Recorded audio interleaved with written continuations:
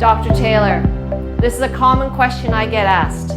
Why are we now doing hair harvesting to get the follicle from your hair versus all these years we've had to do painful surgeries to get into the bone marrow to get stem cells, or do liposuction to get them from our fat cells, often from our buttocks? So is it really that easy to get stem cells from our hair follicles?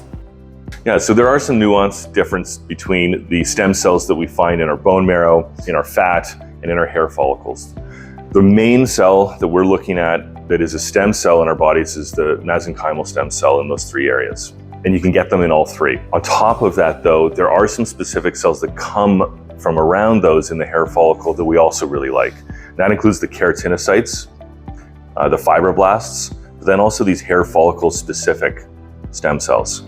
With the hair follicle, we do get a multitude of different cell types, including multiple germ layers. And we think that that's extremely beneficial when we think about creating therapies for a multitude of different targets. There's nothing wrong with fat and bone. If you're doing liposuction, fat is accessible. With bone marrow, unfortunately, you do have to drill into the iliac crest, which is a very uncomfortable, painful procedure.